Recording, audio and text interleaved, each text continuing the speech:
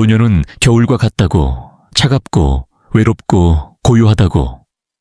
저는 그 말을 그냥 비유로만 여겼습니다. 하지만 저는 그 겨울을 문자 그대로 온몸으로 겪게 될 줄은 몰랐습니다. 불과 얼음이 동시에 저를 덮친 그날 밤의 말입니다. 제 이름은 김선자, 70살입니다. 서울 외곽의 작은 골목 끝에 있는 오래된 집에서 홀로 살고 있습니다. 이 집은 한때 웃음소리로 가득했습니다.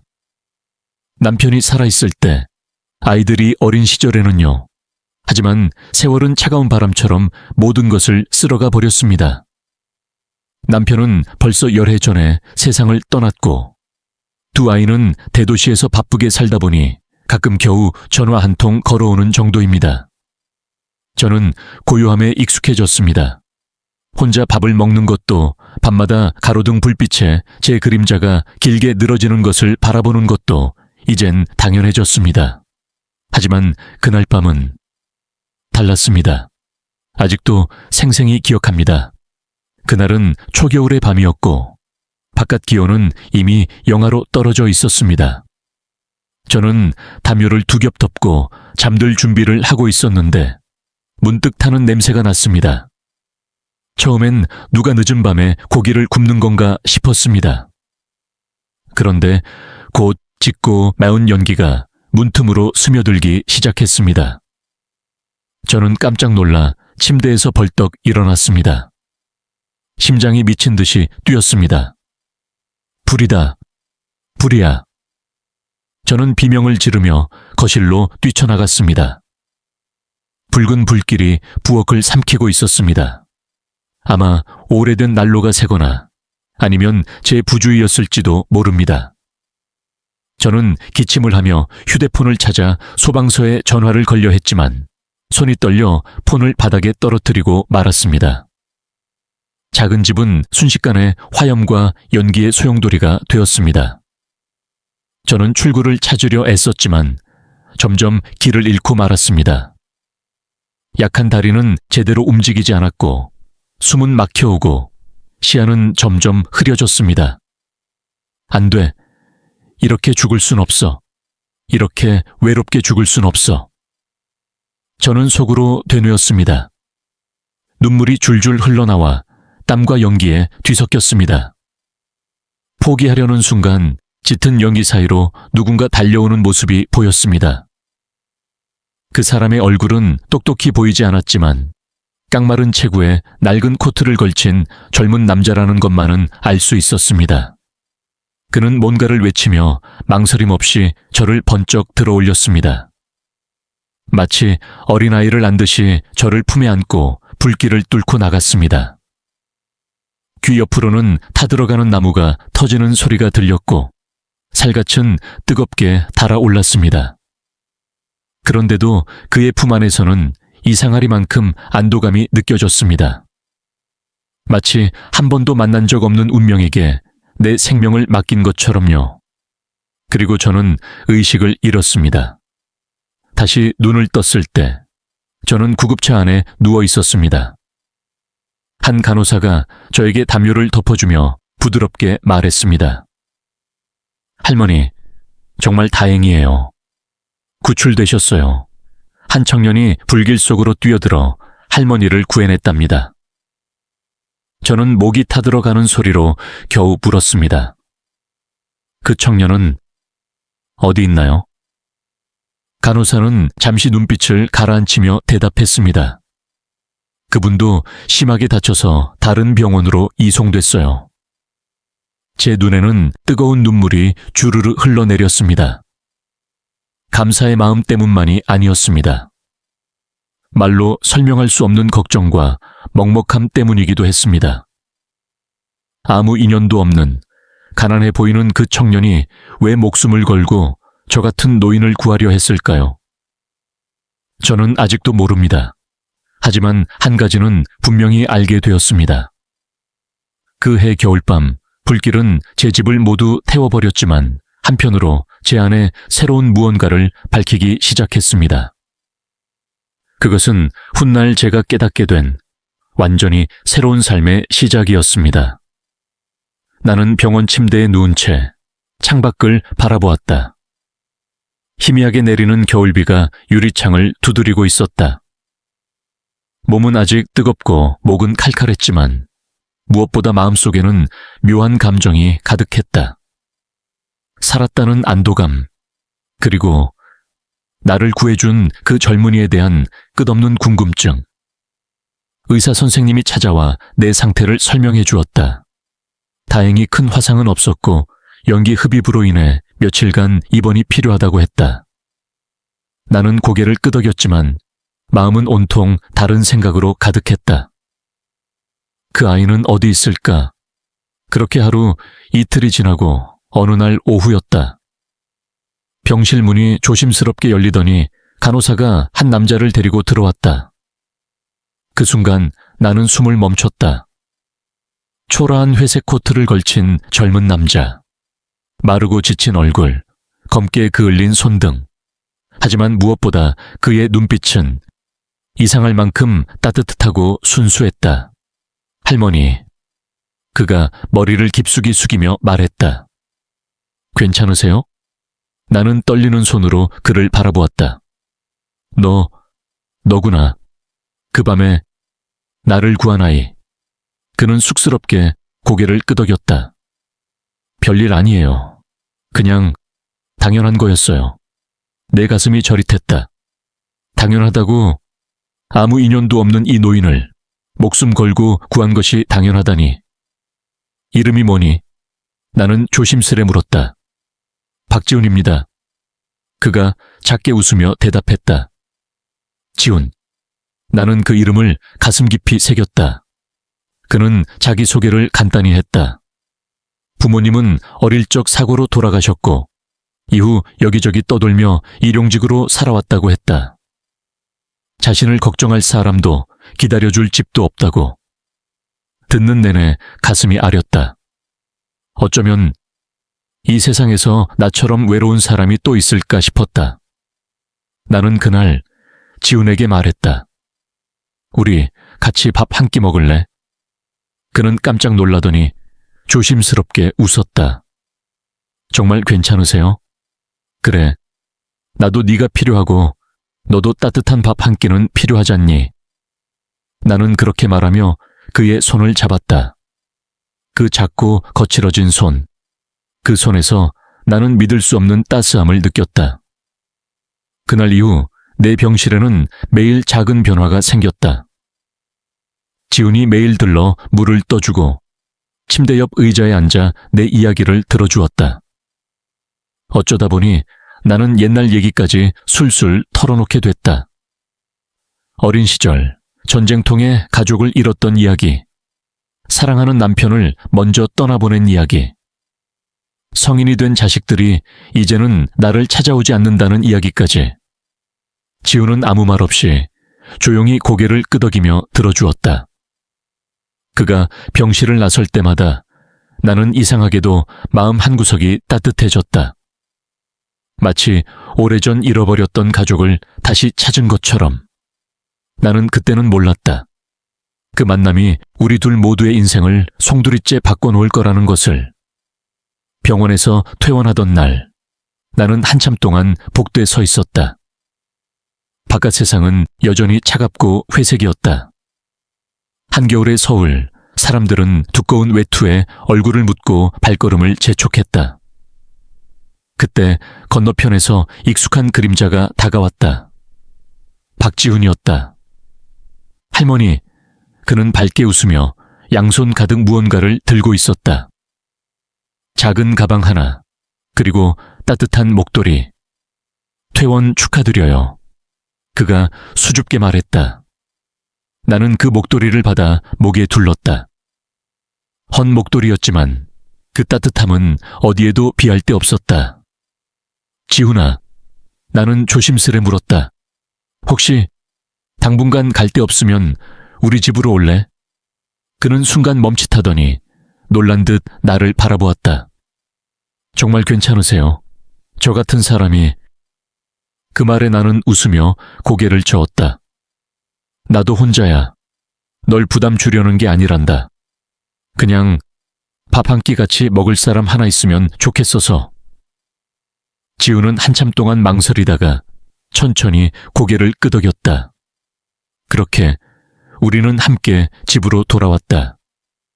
내 집은 여전히 화재 흔적이 남아 있었다.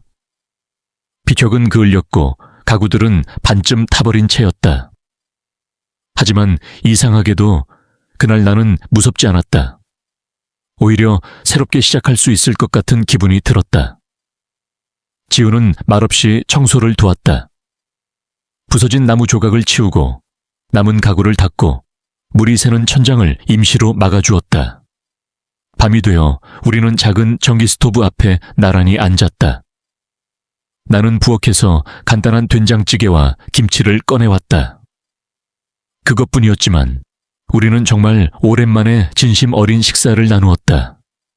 지훈아, 나는 밥을 한 숟갈 떠먹으며 말했다.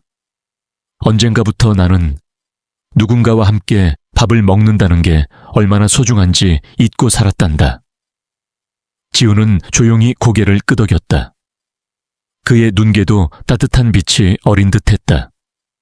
그날 이후 우리 둘의 일상은 조용하지만 특별했다. 아침이면 지훈이 마당을 쓸었다. 나는 손수 아랫목에 따뜻한 방석을 깔았다. 가끔 지훈이 공사장에서 일거리를 얻어 떠나면 나는 부엌 창가에 앉아 그의 무사 귀가를 기다렸다. 밤이면 둘이서 나란히 앉아 TV를 보거나 오랜 이야기 보따리를 풀어놓았다. 지훈아, 나 어렸을 땐 말이야. 여름이면 마당에서 수박을 잘라 먹었단다. 정말요? 저는 그런 거 해본 적 없어요. 그럼 내년 여름에는 꼭 해보자. 그렇게 소박한 약속을 하나하나 쌓아갔다. 지훈은 나에게 젊은 기운을 주었고 나는 그에게 집이라는 것을 가르쳐 주었다. 혈연도 의무도 없는 사이였지만 우리는 천천히 진짜 가족이 되어갔다. 나는 생각했다. 아, 이것이 마지막 햇살 같은 순간이구나. 늙고 메마른 내 삶의 지훈은 마지막 한 조각의 햇살처럼 따스히 스며들었다. 그러나 행복이란 오래 머물러 주지 않는 법이다. 그 따스한 날들 속에 나는 알아채지 못했던 비밀 하나가 조용히 숨쉬고 있었다. 어느 날 겨울이 끝나갈 무렵이었다. 바람은 여전히 차가웠지만 햇살만큼은 부드럽게 내리쬐었다. 그날도 지우는 아침 일찍 집을 나섰다. 할머니, 오늘은 조금 늦을 수도 있어요. 그가 그렇게 말하고 떠난 뒤 나는 여느 때처럼 부엌 정리를 하고 있었다. 그런데 우연히 지훈이 두고 간 작은 가방 하나를 발견했다. 아무 생각 없이 열어본 그 가방 속에서 나는 믿을 수 없는 것을 발견했다. 낡은 서류 한 뭉치. 그중 가장 위에 있던 것은 오래된 경찰서 문서였다. 실종 신고서 이름, 김수진 나이, 3세 신고자, 김선자모, 내 이름, 그리고 사라진 내 딸의 이름. 손이 떨렸다. 나는 숨을 고르며 그 문서를 들여다보았다. 그 아래에는 지훈이 손으로 적은 메모가 있었다. 찾아야 해. 어머니를. 언젠가는 꼭 만나야 해. 그제야 모든 퍼즐이 맞춰지기 시작했다. 오래전 전쟁통에 나는 어린 딸을 잃어버렸다. 사방이 불바다가 된 피난길에서 나는 겨우 목숨을 부지했지만 품에 안고 있던 아이는 어느 순간 사라지고 말았다. 그날 이후 나는 평생을 죄책감과 그리움 속에 살았다. 하지만 설마 그 잃어버린 아이가 이렇게 다시 내 앞에 나타날 줄이야. 지훈, 아니, 수진아, 눈물이 솟구쳤다. 어떻게 이런 일이 가능할까? 어떻게 운명이 우리를 다시 이어주었을까? 그때였다. 문이 열리고 지훈이 들어왔다. 할머니, 저 왔어요. 오늘은 일이 일찍 끝나서.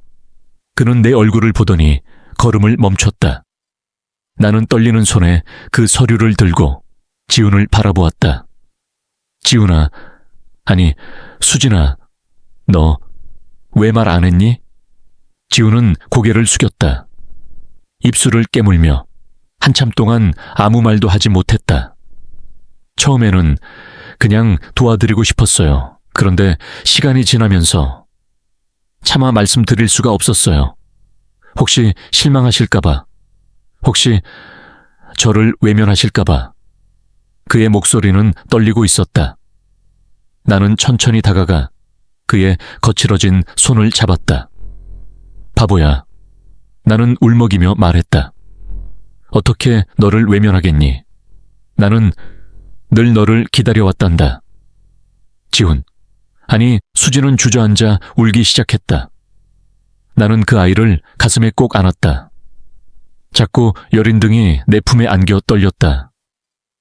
나는 그 떨림을 온 마음으로 감싸 안았다. 평생 잃어버렸던 내 아이를 마침내 다시 찾은 것이다. 그날 밤 우리는 오랫동안 아무 말 없이 서로를 안고 있었다. 겨울밤은 길었지만 이상하게도 그 밤은 금세 지나갔다. 나는 깨달았다. 가난도 외로움도 잃어버린 세월도 모두 괜찮다고. 내게 다시 돌아온 너 하나면 모든 것이 충분하다고. 그렇게 나는 잃어버린 시간을 마지막 햇살 한 조각으로 채우기 시작했다. 겨울은 끝이 보이고 있었다. 골목길 담벼락에도 아직은 서툰 초록빛이 움트기 시작했다. 그날 아침 나는 지훈, 아니 수진과 함께 시장에 갔다. 수수한 재킷을 걸친 수진이 내 손을 꼭 잡아주었다. 우리 둘은 마치 오래전부터 그렇게 손을 잡아온 가족처럼 자연스러웠다. 할머니, 오늘은 뭐 드시고 싶어요? 달콤한 딸기 사볼까? 우리는 웃으며 시장 한복판을 걸었다. 사람들의 분주한 소음, 상인들의 웃음소리, 철퍼덕 소리 나는 생성하게. 모든 것이 너무나 생생하고 따뜻했다. 나는 마음속으로 속삭였다. 아, 이렇게 살아가는 거구나. 이것이 내가 그토록 기다려온 봄이구나. 집으로 돌아오는 길, 수지는 조심스럽게 말했다. 할머니, 저 앞으로도 쭉 같이 살아도 될까요? 나는 그 아이를 바라보았다. 작은 떨림이 느껴지는 눈빛, 마치 어린 시절 내 딸이 내 손을 붙잡고 묻던 그 모습 그대로였다. 나는 힘주어 고개를 끄덕였다. 그럼 우리 같이 살아가자. 네가 내 옆에 있어 준다면 이 할머니는 뭐든 할 수 있을 것 같다. 수지는 활짝 웃으며 내 손을 더 꼭 잡았다. 시간은 조용히 흘러갔다. 우리는 함께 작은 텃밭을 가꿨다. 봄이 오자 씨앗을 심고 물을 주고 아침마다 새싹을 확인했다. 나는 부엌에서 수진에게 어릴 적 엄마에게 배운 반찬들을 하나하나 가르쳐 주었다. 김치 담그는 법, 된장국 끓이는 법, 여름철 오이지 담그는 법까지. 수지는 서툴지만 진지하게 배웠다. 가끔 손맛이 어설퍼도 우리는 서로를 보며 웃었다. 괜찮아. 맛은 정성에서 나오는 거란다. 나는 그렇게 말하며 그 아이의 손등에 남은 된장을 살짝 닦아주었다. 그리고 어느 봄날 아침, 마당에서 수진이 내 이름을 부르며 달려왔다. 할머니, 봐요. 드디어 첫 딸기 열렸어요. 나는 지팡이에 의지해 천천히 마당으로 나갔다. 정말로 작은 딸기 하나가 반짝이는 햇살 속에서 붉게 익어 있었다. 그 장면을 보는 순간 눈물이 핑 돌았다. 한평생 기다린 봄, 한평생 기다린 딸, 그리고 한평생 기다린 작은 기적. 모든 것이 이 조그만 딸기 하나 안에 담겨 있는 것만 같았다. 나는 떨리는 손으로 딸기를 따서 수진에게 건넸다. 우리 함께 나누자. 수진은 조심스럽게 딸기를 반으로 쪼개어 내게 주었다. 그 달콤한 맛이 입안에 퍼지는 순간 나는 속으로 다짐했다. 이제는 더 이상 잃지 않겠다. 이 아이도, 이 순간도, 나 자신도. 인생은 참 길고도 험난했지만 그 모든 시간은 오늘을 위해 존재했던 것 같다. 수진과 나는 매일 함께 밥을 먹고 웃고 때로는 눈물을 닦아주며 살았다. 그리고 나는 이제 안다. 진짜 봄은 밖에서 오는 게 아니라 서로를 품어주는 마음속에서 시작된다는 것을. 그렇게 내 마지막 봄은 가장 따뜻한 빛으로 물들어가고 있었다.